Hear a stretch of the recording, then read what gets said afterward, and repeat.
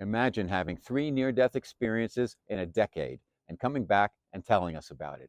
This is Robert Manni, host of Guys TV, and this week my special guest is psychic medium Michelle Clare. It all starts right here, right now on Guys TV. You can also catch me on KCAA Radio in Southern California, Guys Radio, my worldwide podcast, and we're on UK Health Radio all weekend long. Guys TV, Guys Radio, thanks for your support. Okay, Guys Radio, it is the interview portion of our show, welcoming our YouTube and Rumble viewers to the show. And today we're going to talk about near-death experiences. We're going to talk about mediumship, and we're going to talk about a lot more. Our special guest, a new guest to the show, her name is Michelle Clare. And let me tell you a little bit about her. There's a lot of great information. She connects to spirit and provides people with profound, detailed life insights. As a certified medium, psychic, energy healer, life coach, and frequent speaker and show guest, she's all over the place. Michelle also works as a research medium for the Institute of Noetic Sciences. She helps her clients overcome obstacles. It's her passion to lovingly empower, direct, and validate each person. It's Michelle's intention that each person she reads will find inspiration, comfort, and understand that we are not living this life alone. As a certified medium, Michelle has been validated as a high caliber medium capable of furnishing specific, accurate, and pertinent information to the person being read. And she also works as a research medium, once again, for the Institute of Noetic Sciences. So she had some near-death experiences that got her into the space she's in right now, 3 of them actually. So why don't we first introduce to Guys Radio, my lovely guest, Michelle Clare. Welcome to the show. Hi, Robert. Thank you so much for having me here. And I love the angels you have on either side of you. Thank you. We all have angels around us. I like these for the visual reminder. Well, let me start with an angel question. What is the difference between your guardian angel and your keeper of the threshold, or is there one? Yeah, so for me, I see angels really as protectors and loving support. Keepers of the threshold, as you put it, would to me be more of a life guide or a spirit guide. Okay, great.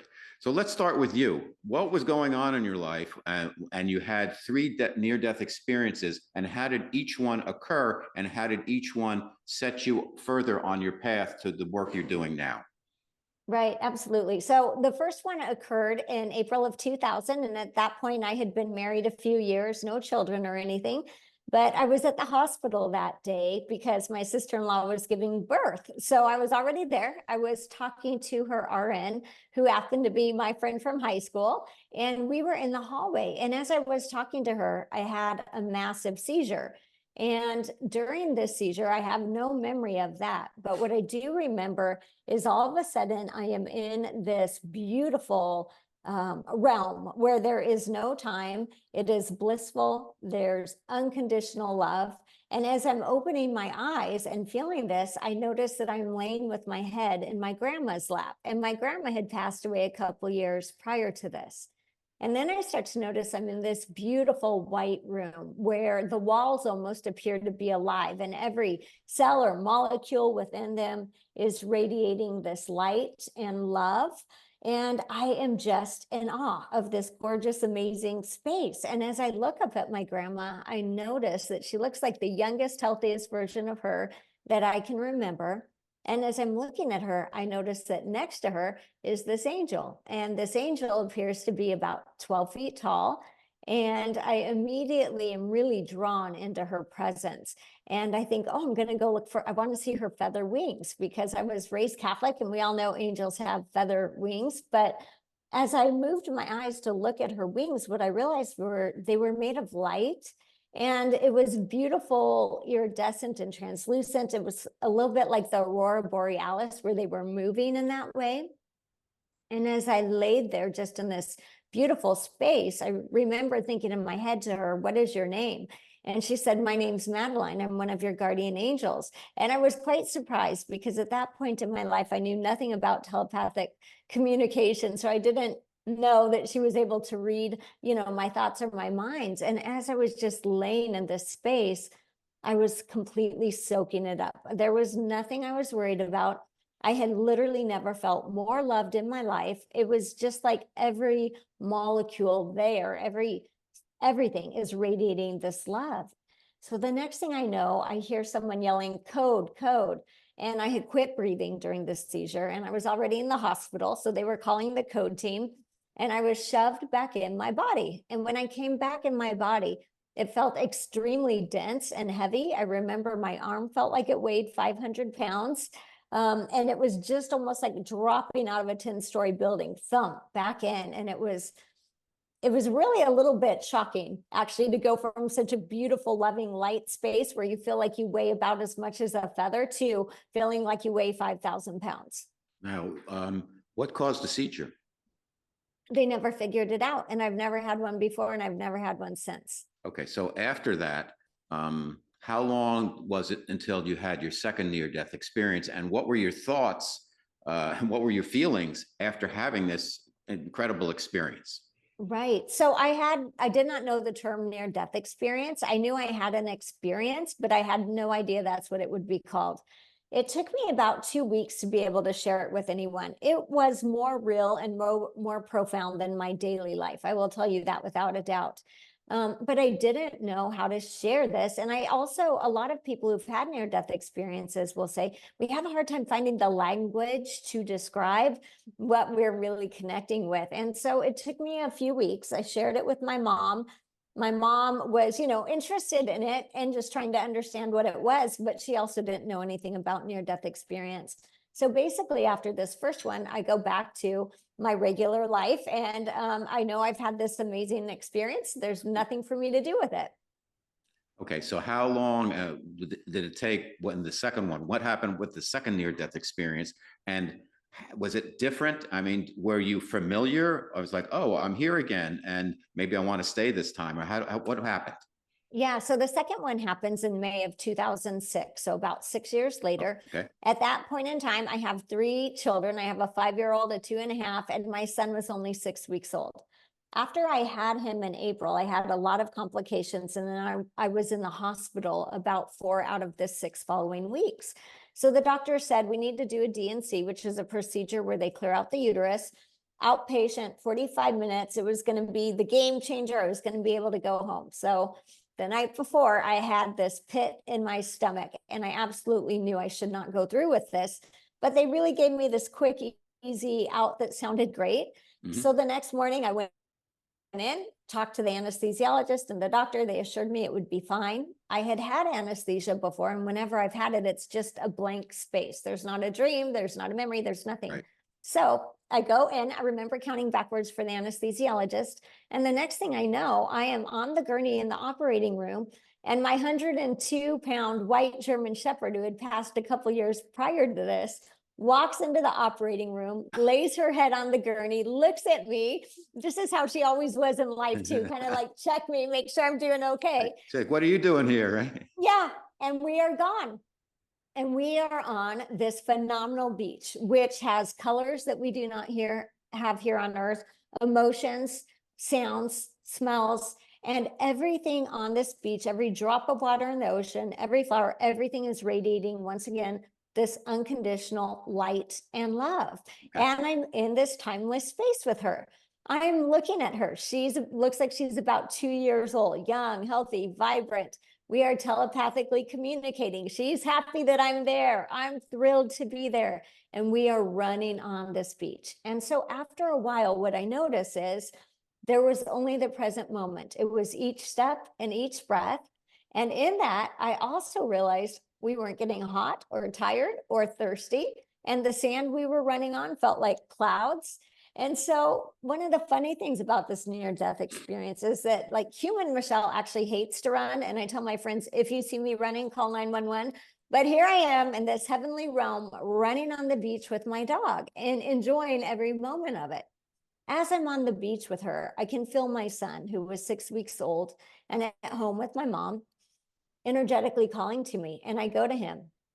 He's very scared because I'm getting ready to leave. And I remember saying to him, I will find a way to stay.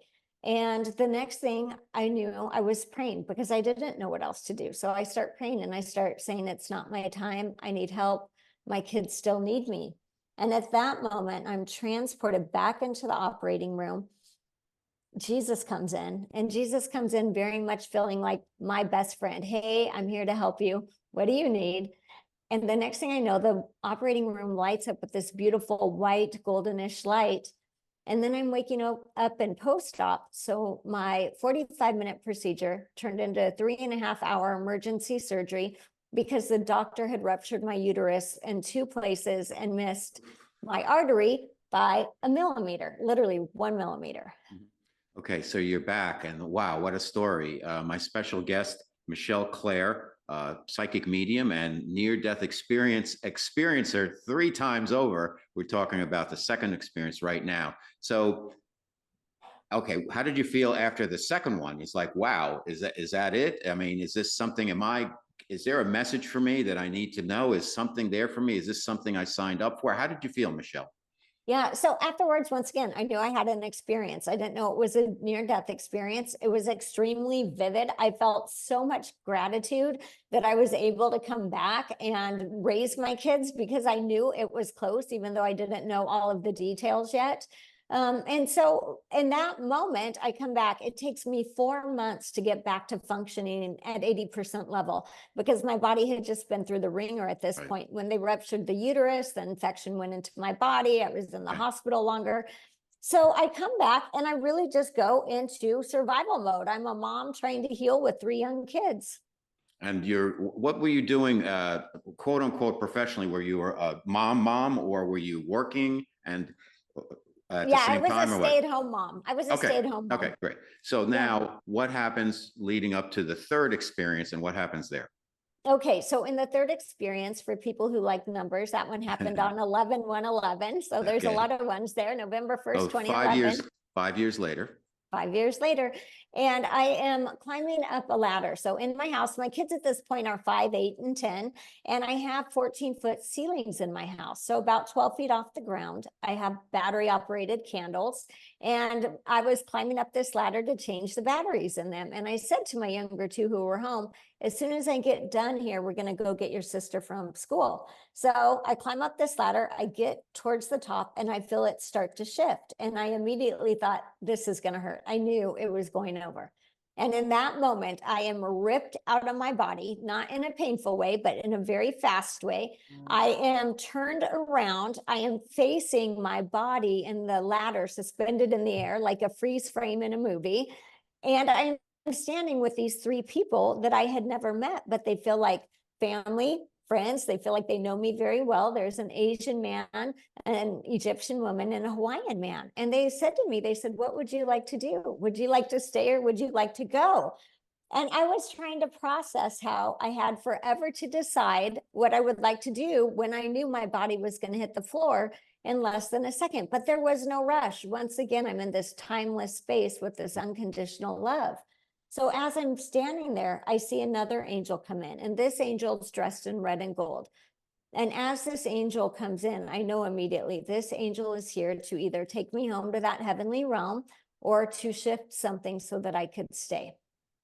And I see my 2 kids. And when I see my kids, I say, I need to stay. And so in that moment, I am downloaded with a bunch of information. And it's okay. But now you've got to go back and you've got to do your mediumship and you've got to help people in the way that you can help them. Your marriage will probably end in divorce. You have more trauma that will come up in your life. So yes, you can go back, but here's the deal. And it was very clear that I felt like I made an agreement with God, source, the divine. I will go back and I will remember why I'm here. And so I ended up falling. I hit the back of my head on the corner of my granite island. I had a 5.5-inch skull fracture, a brain bleed, lost my taste, my smell, my equilibrium. So I had a lot of physical trauma. So you had to to come back to what is a tougher place to be, which is 3D on Earth here. You had to not only come back to that, you had to suffer more of the physical trauma that you went through. So that is incredible. And then from when you got back and you're rehabilitating, etc., when did you realize, like, okay, I have these gifts now, here's what I can do? And how did you start that process? Right. So actually, that's a beautiful story. So what happened was I was, yes, it took me a long time to start feeling better.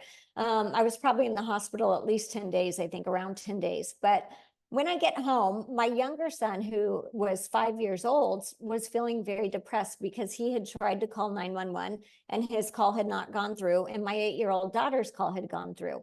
So the end of January 2012, he would start telling me, my mother-in-law, my mom, hey, I didn't do anything to help you. I didn't need to be there. And we would say, but Josh, you opened the door for the policeman. You did help. And so the end of January, my grandfather, who passed away when I was 12, comes in for my huge mediumship visit, the first one after this head injury, and says to me, he's talking about my accident. He talks to me about my son, who they never walked this earth at the same time. And then he says to me, your son's really good with electronics. You need to get the 911 recording. There's something on there that you should know. And I didn't even know I could get that. So I ordered it. It took a couple weeks to come in. And when I put it into play in the computer, I hear them say, 911, what's your emergency? And I hear my son, Josh, in his little broken voice say, Sophie, what do I say? And then he lays the phone down. So he had called about a minute and a half. They're trying to get his attention, or Sophie's attention. But I believe the phone was just laying on the ground at this point in time. You can hear him in the background say, I'm going to push the panic alarm, on the house alarm. And my daughter says, hold on, let me try calling 911. And then her call goes through and they dispatch her to the fire department. So when he came home from school that day, I said, Josh, your call went through, help was coming. And it was like I lifted this 5,000-pound weight off this little boy. But what happened was I had information from the other side that I did not know existed in my humanness. And it literally changed the course of someone that I loved so much. And so because of that, I was able to start realizing this is big and I need to find a way to do this. So being a human, I go to counseling then. Spirit leads me to a counselor because I'm like, I don't know if I should be talking to dead people. There's something weird going on here. And I also didn't feel like I had a lot of control over it. It felt like it happened to me at that point in time. So of course, as spirit would have it, they lead me to the perfect counselor. And she says to me at some point, Michelle, what a gift. Think of all the people you could help with this. You need a mentor. So she helps me find a mentor. And then I mentor for quite a few years, probably 3 or 4 years. And then I practiced for a year on my own. And then I went into really using this to serve others. Wow, what an amazing story. Michelle Clare, our special guest here on Guys Radio, 3-time near-death experience survivor, and now a certified psychic medium. So how does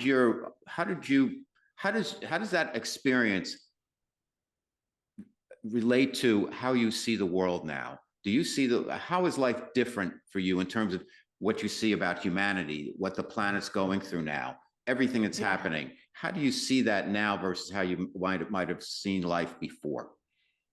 It literally changes everything. Anyone who's had a near-death experience will say you can't come back the same person because you have such a higher awareness. One of the easier things that's happened for me is I've come back very non-judgmental. So before I might look at my sister or friend and say, oh my gosh, why does she always date the same type of guy? And now I'm able to really look at it and say, oh, I wonder what her soul wants to learn. So the perspective has shifted into something so much bigger than you're a good human, a nice human, a bad human, whatever these are, to really realizing that there is a plan at play, not just for our individual souls, but for also raising the level of the human consciousness on planet Earth. And so you're actually able to come back in a much more loving space, because even if somebody appears to be not the best person, they are every bit as much loved by Source, the divine, and heaven as you and I are. What do you think is happening on the planet right now? So many people say, oh, 2024, all hell's going to, or all heaven's going to break loose. You never know, but something's going to happen. And we're going from 3D to 5D, and people are waking up, and it's going to get bad, but then it's going to turn out to be a really good thing. We hear this stuff. And in my opinion, and correct me, Michelle, when we start to put things like that in our collective consciousness, it's like telling people, oh, you're old now, you're 70, you're old. People start to, that self-talk starts to take place. And collectively, as a culture and society, when we put the same information out there and people continue to consume it, we almost make things happen. What's going on right now? And what do you think's happening? And what can we do about it to make it a good thing instead of a chaotic thing? Absolutely. And I agree with everything that you just said. You've got to think about which energy do you want to feed. You are either feeding the negative energy or you are feeding the positive energy. And so, yes, I do think there are shifts and changes on planet Earth. We are moving into a higher consciousness thing. Growing pains, people have growing pains. Even when you're young, your legs hurt at night or whatever this is. Mhm. So there are going to be some growing pains. But I always believe that the light and the higher powers are always going to prevail. And I will tell you why. We have over 8 billion humans on this planet right now, and each human has their own spirit team, which has angels and life guides and loved ones and light beings that are holding the space for humanity to actually come together as one race of humans, not as anything else. And so that's really the direction that I feel like we're moving into. The other thing that I would say is, the best thing every individual can do, because a lot of times people feel powerless. They're like, what, I can't Right. stop the war. I can't do this. Absolutely. You probably can't go over and stop the war, but here is what you can do. The minute you start anchoring in your light to this planet and sharing it with others, it creates a massive energetic ripple effect. And that is how we will change humanity and the earth, literally one life at a time. Amazing. And a great message for humanity. Thank you for that, Michelle. Let's talk about, I just want to go back to those three folks who showed up in your third near-death experience for a moment. So you see three people, an Egyptian, an Asian, and a Hawaiian. Were they your soul family, or did you think back, like, who are these people? I did. So it took me probably about 6 months to figure out that these people were my life guides. Okay. And that was also a word I didn't have in my vocabulary, but that's really what they were, which makes sense. When they came in for the life or death decision, they were my life guides. And they seemed familiar to you, like you knew them, but you don't remember seeing them in this particular uh, time, this go around, if you will. Correct. I didn't, yes, I didn't Yeah. remember them, but I felt like I'd known them my whole life, which obviously I'd known them pre-life even. In different incarnations. So do you then believe in there is reincarnation and our souls get recycled? And if so, what is the purpose of that? Do we come back to learn lessons that we fix things that we need to fix and learn lessons better than what we experienced before? And do we have to keep doing things over and over again until we get them right? What is it all? How does that all work? Yeah, so I do believe in reincarnation, but I don't believe any soul is ever forced to come back. What I think about when I'm thinking about reincarnation, imagine your favorite vacation spot. Now put yourself there for 2 years. After 2 years, you're probably going to be like, is there another town around here? Is there another beach? It's great, but I'd like to go see something else. This is that heavenly realm. So yes, we are up in this oneness where there's not the contrast that we have here on earth. So it's hard to learn some of the lessons in that heavenly realm because we don't know what it's like to feel anger or not love someone in that realm. So we decide to come to planet Earth to have these experiences so that our soul can learn and understand it. Now, we are never forced here. And actually, I always think of reincarnation as, so I like to use this picture behind me. I don't know if you can see it, I see it. but it's like a sun or a ray of light. So each lifetime is one more ray of light coming out of your sun, which would be your soul. So this version of Robert and this version of Michelle will exist throughout eternity. If you and I decide to come back in tomorrow in a different lifetime, we will create a new ray of light. But when I'm reading for clients, a lot of times, especially with parents, their fear is, what if my child comes back in and is with an abusive family halfway around the world? So their child might try to come back in or might come back in, but it's not going to be the same ray of light that they held and loved. That ray of light will exist throughout eternity.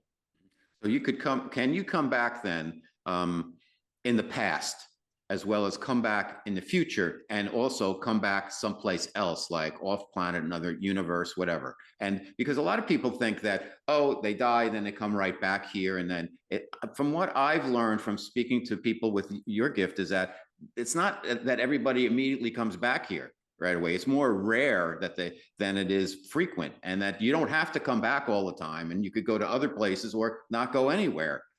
Absolutely. And there are other planets, other dimensions, other places that souls tend to reincarnate to before they would come back to planet Earth, because really every human that's here right now does deserve a badge of courage for being here. So I just want to say this. This is probably one of the toughest dimensions to be in. Mm. But with that being said, our soul will say, hey, I'm going to go to that ocean dimension for 500 years, or I'm going to go to, this planet or that. So we always have opportunities to live and grow. And our soul very often is in more than one dimension at a time anyway. So this part of you and I that are here on planet Earth having this conversation, we also have other timelines that are existing right now and other incarnations that are existing right now. Let's pursue that for a moment, Michelle.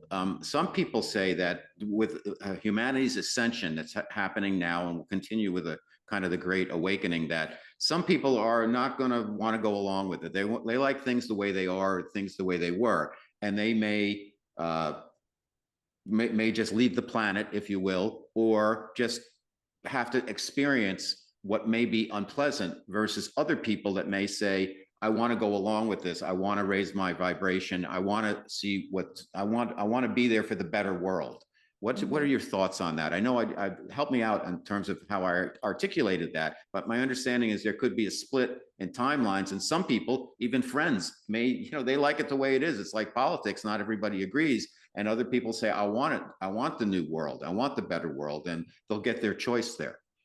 Absolutely. I can see that happening, but not necessarily because I see like a split in the world or us being separated in that way. I'm seeing it more as vibrational frequency, like attracts like. So the people who want to ascend and open up their minds and bring in higher consciousness really will gravitate, will move up. But I do believe there's a really good chance we're all still going to coexist on planet Earth. It will literally almost more be like, who are you seeing? Who's in your life? Who are you passing in the street? Vibrational frequency like that. And let's also look at it from a soul level. The souls that are here that are saying, nope, I want it the way that it was. I'm not going to upgrade. I'm not going to do that work. That is actually also okay, because that was a soul plan before they came into planet Earth. And maybe they chose that life for a specific, well, for sure they chose that for a specific reason, but also it might be the wake up call for someone else, allowing another soul to wake up, because we're looking at them saying, oh, this is so old fashioned, or this is so stuck, you can't stay there, but it will help propel us forward. Mm-hmm. Michelle, what happens when people die? Yeah, well, it's also a very individual experience. So there will be some people that say they see a tunnel of light. There will be, this is what I know from my experiences. Every single soul is met with love and compassion, no matter how you get there, whether it's suicide, a car accident, so you're murdered, whatever this is, you get to this realm with love and compassion. And because of that, it is going to kind of match what you're expecting. So let's say you're expecting Jesus to meet you, you'll find Jesus. Let's say you're expecting mountains or oceans. However, once we get into that realm, we are still connected to our loved ones here on earth, and we do continue to evolve. So we're not really just sitting at the foot of God singing hymns for the next eternity. We will say our souls want to learn, so our souls want to try this. We have learning available or education available in that heavenly realm too. You don't always have to incarnate to do that. So you can go up there and say, I want to play golf all the time at the most beautiful courses in the universe, and you can experience that. Absolutely. I'm sure some of my friends, and I have one who passed over, would love that, and I hope he's playing right now. So Yeah. let's talk about, how do you work with people, Michelle? When people come to see you, what can they expect, and how do you work? Yeah, so I connect with angels, loved ones, and spirit life guides, psychic information, and medical intuition. So really, when someone comes to me, I like to say, think of this as a radio or a frequency. If you tell me we're going to channel 111, that's your angel channel. Let's see what they have for you today. So we can kind of guide and direct it to get the information that they want. Usually, if they have like the hour reading with me, almost all of this will come through because we have time for all of it. And I really find that to be very important, because so often as humans, we feel like we are living this life alone, right? We feel like we're lucky if we have one good friend. But the moment that we start realizing that we have a spirit team who is supporting us on this journey, our angels, our life guides, our loved ones, source, the divine, whatever your word is for God, suddenly you realize that you are not a helpless human. You are a powerful soul who is like honored for being here and supported in being here. And when you start to realize that, then you really can start to co-create your life. People, people are people, and we only have so many abilities, and we do have the potential to do anything, to have psychic gifts and to enhance them, etc. But it's so tough for people because just, making their way through every day and paying their bills and just existing is very challenging. What would be your advice to people out there that they want to have a stronger connection with spirit and they want to be able to work with their guides to live the best lives that they can? And really, when they do that, they will be making humanity and making the planet Earth a better place. Yeah. So, I mean, there are two things. Number one, find those moments in your day where you get your ahas. For some people, it's meditation. For some people, it's in the shower. Some people driving the car. Whatever those moments are, expand that, because that is your soul naturally connecting back to source or to your team when that information is flowing. The other thing is, let's start thinking about our intention and our perspective. Those are two extremely powerful tools. If you set the intention, today I'm going to feel more connected to my angels, or today I'm going to feel more connected to grandpa, you are now creating this neural pathway, this frequency that brings it in more strongly. So you will feel that loved one around you. Your day might flow a little bit more smoothly. So we're already creating that. And then with our perspective, that's another huge tool. And we talk about this all the time. I'm sure you've heard this, right? That shifts everything. Okay, I have the flat tire on my car. It ruined my whole day. Or, hey, maybe it saved me from something bigger. Maybe this is the universe telling me to slow down. So when we use these few tools, which is really, what is it? It's our awareness, it's our consciousness.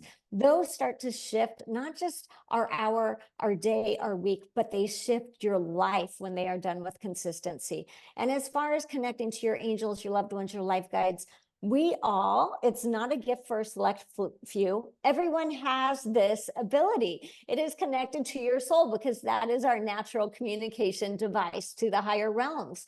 And so it's almost like a muscle. And the more you work it out, the more you use it, the stronger it will get. Amazing. A lot of times people are making these connections and they're not realizing it. They'll say, I just felt it, or it was a gut feeling. So we're using our intuition, which is already a connection to source. It's coming out of it's not from our human mind, right? So start trusting your intuition more. That also strengthens your connection. It sounds like God is speaking to us all the time. It's just we need to kind of tune our frequency to be aware of that and to welcome that and be open to it. A lot of times, though, as you know, people, they hear the chatter and they're like, am I just talking to myself, or am I getting a message here? And I always say, and from what I've heard, is if it's positive, if it's encouragement, if it feels loving, then it's spirit. And if it's not, it's probably not for you.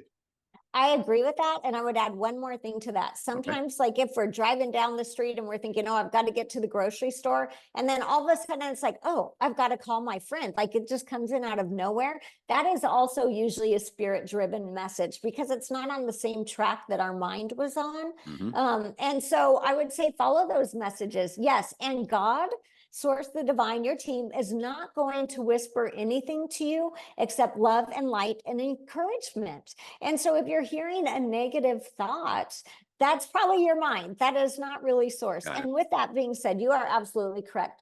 God is talking to each of us all the time, but it comes in whispers, it comes in feelings, it comes in knowings.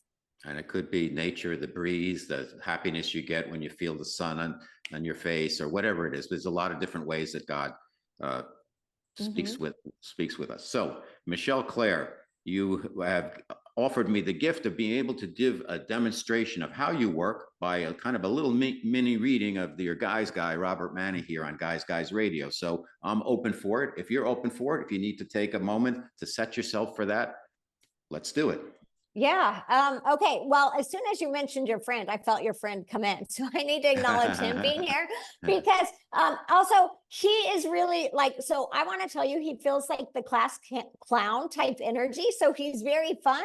He's Yes. very easygoing, and he's wanting me to use the words, he was a lover of life. So not only does he love the human life, he is still a lover of life in the other realm. Now with him, he's showing me that he does mess with your electricity to let you know that he's around. And he's also showing me words. So I'm going to say these are things like license plates. You're driving down the street, you see a truck that has a funny saying on it that would really come from him. But he is really giving me like this, I kind of want to give you like a fun elbow, like, hey, I'm right here, I'm right here. So that energy about being around you. The other thing he's telling me is he's your number one fan. So I want to connect with him being your number one fan. Really energy of brothers too. So he's acknowledging that. And I believe that you two have had past lives together, because he's showing me the number 3. So if it's not in a connection to 3 other lifetimes, it would be some connection to the month of March or the 3rd of a month that I want to acknowledge from him. You know, it's interesting that mentioning this person, he just came up when we were having our conversation, because when he passed, I remember that day, I reached out to him and physically put my hand up, and I felt his hand touch me, and that was it. And after that, I've never felt a connection with him, even though we were very close. I felt like he just went off, and I figured, go do your thing. And he never stepped forward when I've had other readings. And I'm like, that's okay. I thank him for the time we spent together. And I did think we had other lives together. So I find it fascinating that he would show up. And that was his personality that you just described now.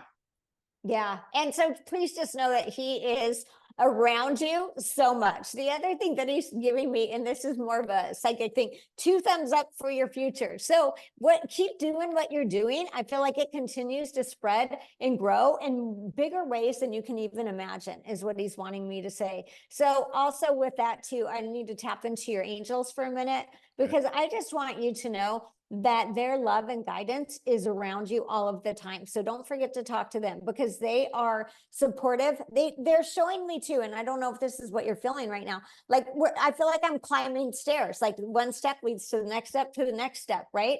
Yeah. You're not that far away from the top though, but they're saying this in an encouraging way, where it's like, okay, just keep going. You're almost there. We're not looking at 10 more stories of stairs. We're looking at a few more stairs. Yeah, we're looking at a few more stairs. Also, too, they're bringing in the year. I'm going to tell you 2026. So I think that something big's going to happen in a positive way for you that year. I don't know what that looks like, but 2026 has, they like after a baseball game, how they would set off fireworks when someone gets a home run. That's the energy that they're giving me for you for 2026.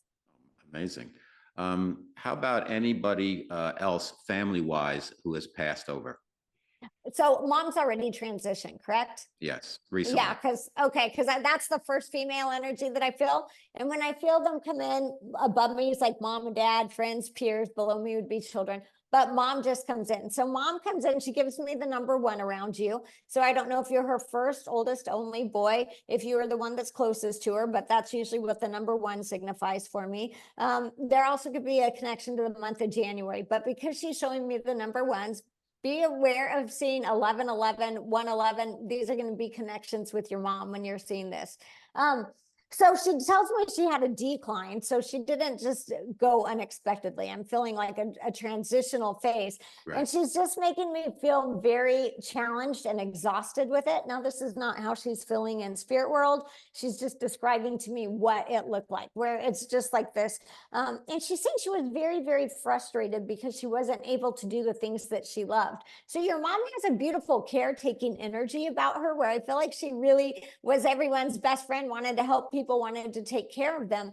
And she's using the term for me like identity. When she felt like she couldn't take care and show up in that way anymore, she started to feel like she was having a little bit of an identity crisis, or she kind of throws her hands up in the air like, oh, what good am I now?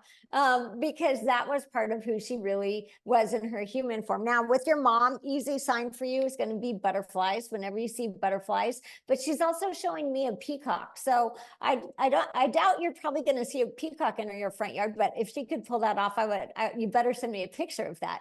But the other thing is, when you see peacocks, whatever, on TV, on Instagram, on wherever you see them, please see them as a connection with your mom, because what she's showing me specifically is the tail feathers. And it's really like for you also symbolic of you being able to see in other dimensions, know more, like you're so beyond the 3D earth. And that's really one of the signs that she's going to send you of love and support, but also a reminder of who you really are. You know, it's amazing that you nailed that. I mean, I'm not the number one. I'm the second. I'm the number two son. But everything else just absolutely nailed it. And what she went through, she had Alzheimer's. She was a caregiver. When she couldn't do what she was there to do, she was like the sun for the family. I mean, this, you know, like the bright sun, where Yes. everybody kind of revolved around her in the family. And if she couldn't help out, she wouldn't feel, you know, that she had the value.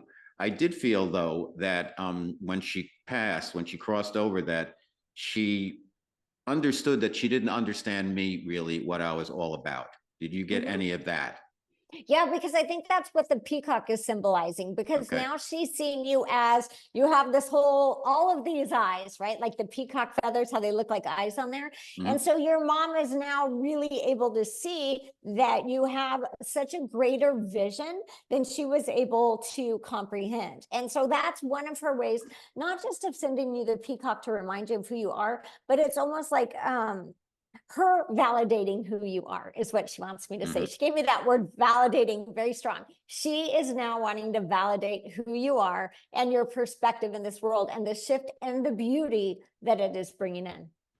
Can I welcome, is there a way, and for people out there listening and watching, I want to welcome my mom and my dad to be with me and to be part of my life from where they are now. I want them to know that they're welcome to do that. Can we do that? I mean, is that possible? Can they be part of our lives when they've passed over? Absolutely. I tell people this all the time. The relationship and the connection continues on. They might not still be in their physical body, but our relationship, our love, our connection, it continues on. And I would say that your parents are very much a part of your life. We can always say, hey, I need to feel you more, or give me a sign. We can ask for more from them. Mhm. But because of this quantum entanglement and this love that we share with Right. our family, they're always going to be around us as we move through this lifetime. Beautiful. So great work, Marie Claire. It's Michelle Mich- Clare. Forgive me, my special guest on Guys Radio. Incredible mediumship work that you've done. Incredible experiences you've had, and you're incredibly articulate also, and so full of information that I want to support you as you spread your work and the great things you're doing everywhere. So tell everybody where they can find out more about you, where they can book a session, what events you have coming up, and I know you're going to be on George Norrie's Beyond Belief coming up in April. Absolutely. So the easiest way to find me is through my website, Michelle Clare, CLARE.net. You can book sessions there. You can see my upcoming events. You can find out more about me. And I have really enjoyed this opportunity to share this time with you, Robert. So thank you so much. Well, thank you. I hope we can do it again, and God bless and keep doing what you're doing. Oh, thank you. I hope you have a beautiful day. If you Thanks. enjoy the guests and content I bring you each and every week, the Guys TV and Guys Radio, please support us by subscribing to our channels and platforms. Thank you.